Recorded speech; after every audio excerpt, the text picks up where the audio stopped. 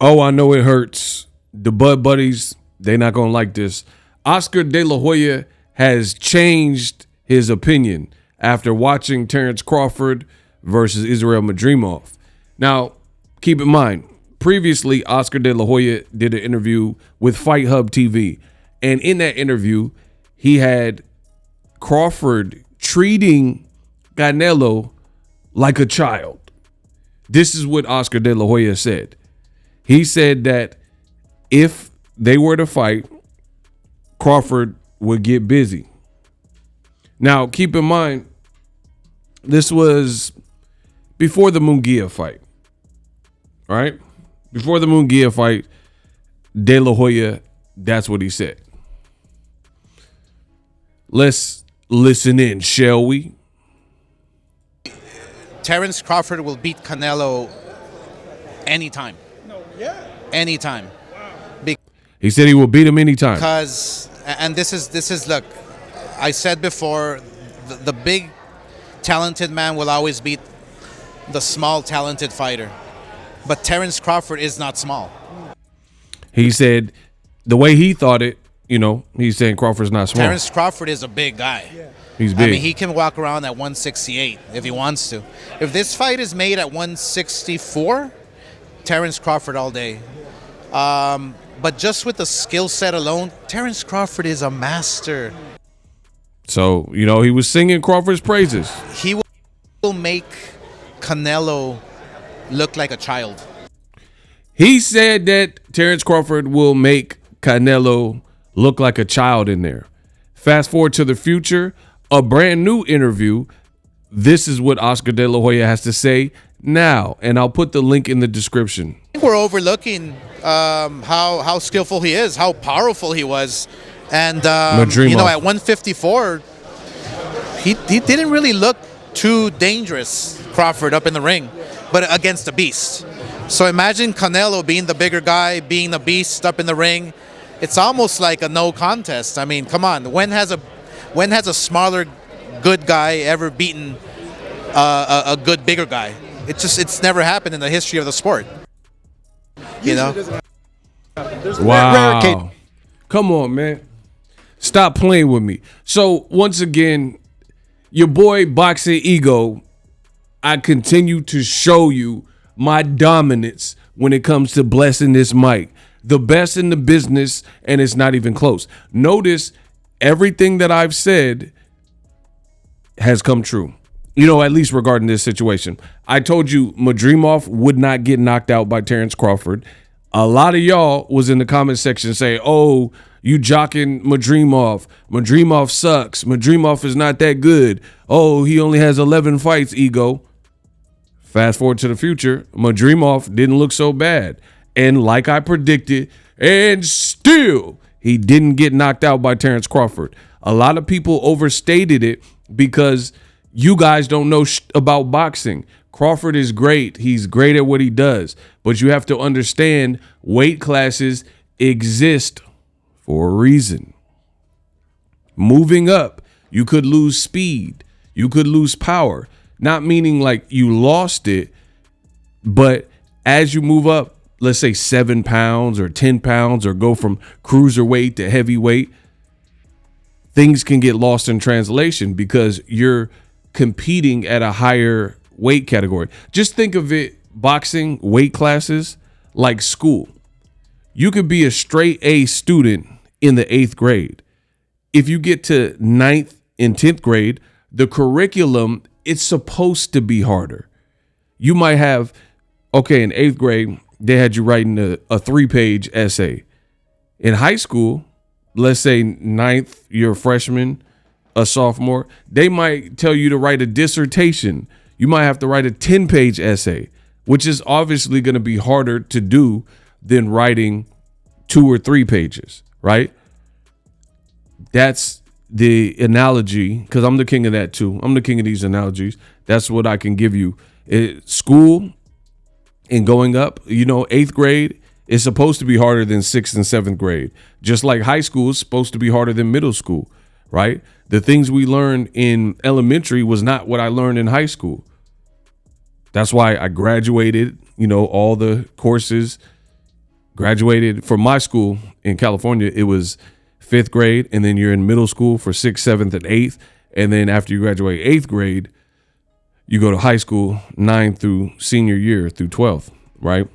I don't even know what it is now because I've been out of school so long. So let me know what was the last and highest grade that you had for elementary school? I'm very curious because I think some schools do like 6th grade could still be elementary school, right? Because they wanted to section it off. But let me know what state you're from and the structure in terms of was 6th grade middle school, what grades were your middle school, your elementary, and your high school. This is just me being curious, but that's just like weight classes. So as I'm saying, because I'm the best in the business and it's not even close, moving up in weight actually matters. And this is what I said from day one.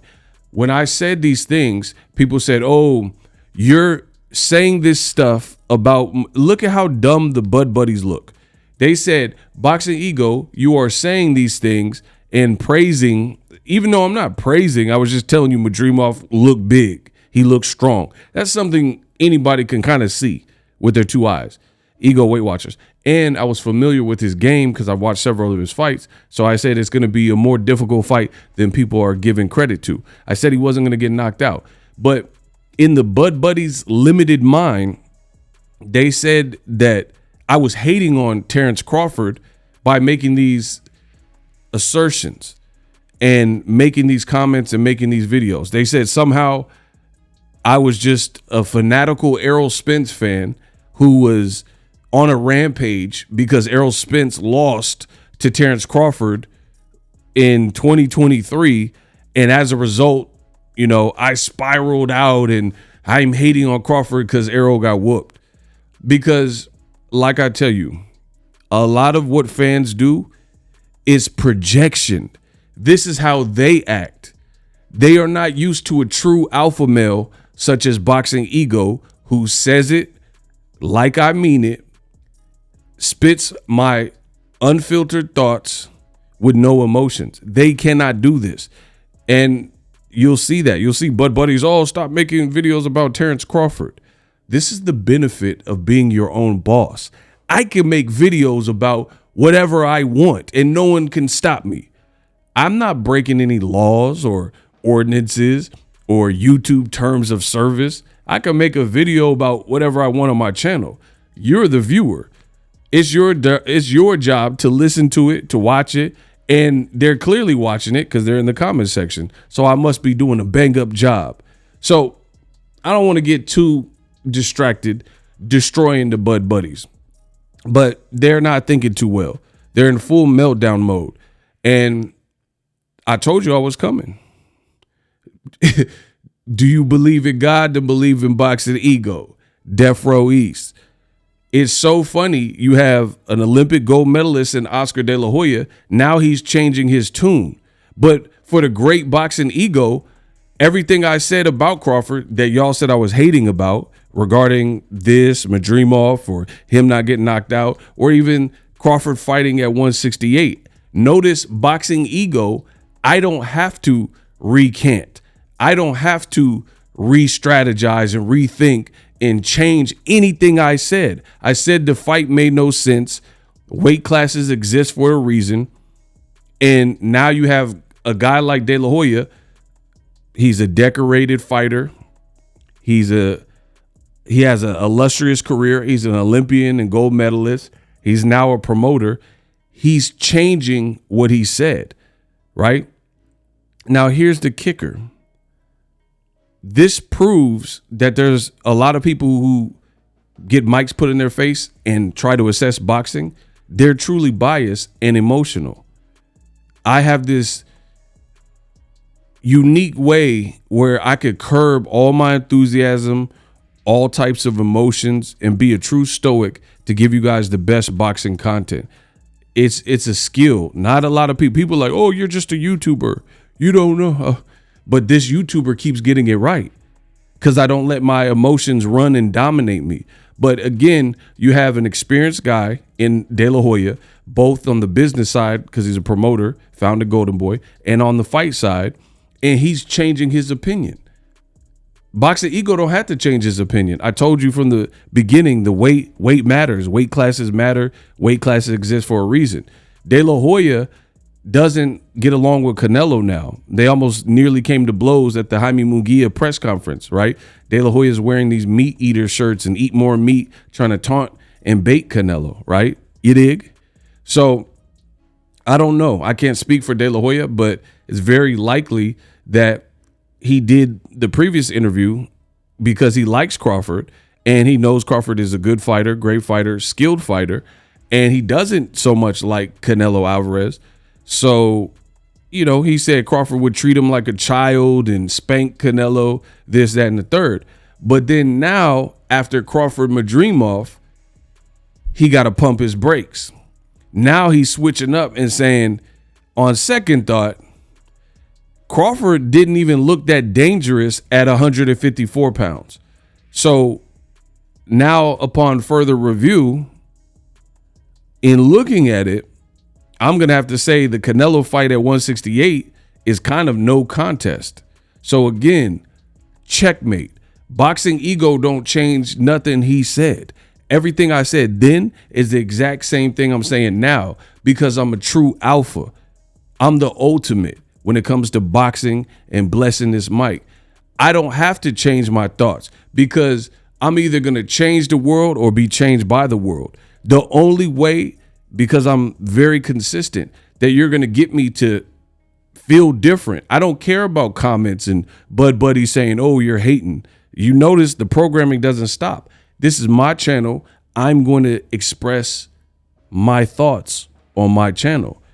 And until somebody enlightens me or proves me wrong or, time wears on and then I look dumb because of something that I previously said doesn't look to be the case, then I'll consider changing my thoughts. But again, when you look at the Crawford Madrimov fight, it's looking like Boxing Ego, his initial thought is closer to what it will be. All of a sudden, people who are pushing for the Crawford and Canelo fight and saying that Canelo was ducking Crawford, they're sounding a lot more muted. They're a lot quieter these days. And it just shows you who knows boxing and who doesn't know boxing. Because I noticed there's a couple things that this Crawford Madrimov card kind of exposed. One, there were a lot of people who were pushing for Crawford to move up to 68 and saying he would beat and batter Canelo and stop him and all that. Now you have to, at the very least, rethink it after seeing how he looked with 154. You didn't come close to stopping Madrimov. Your power looked a lot more manageable. And you had a tough fight. It was tough. He gave you something to think about. So moving up another 14 pounds when you just got to this division doesn't seem like the way to go, if you get my drift. Also, you notice a lot of people who are pitching that Crawford is being ducked by Canelo and stuff. They were also praising Jared Big Baby Anderson, saying he was the next great thing and, he had these skills. They're going off of what Tyson Fury was saying. Boxing Ego, go look at my channel. I don't delete no videos.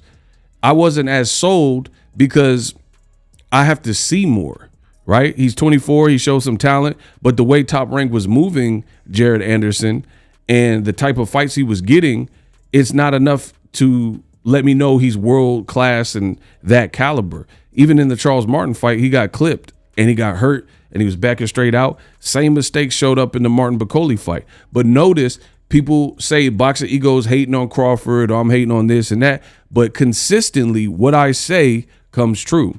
Everything I said about the Madrimov fight being tough, Madrimov won't get stopped by Crawford, came true. The stuff I said is like, I think the Canelo fight is stupid. Crawford should pursue Boots and Canelo should fight Benavidez. Those guys are in the same weight classes. Weight class exists. Now people all of a sudden get it, right?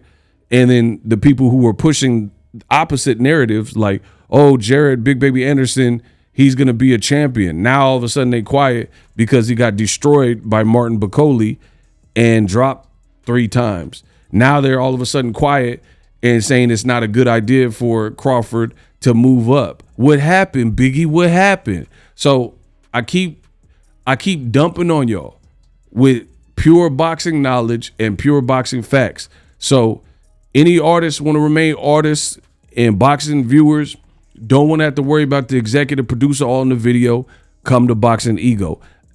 I am the best in the business, and I consistently show you that because the stuff I say, it sticks.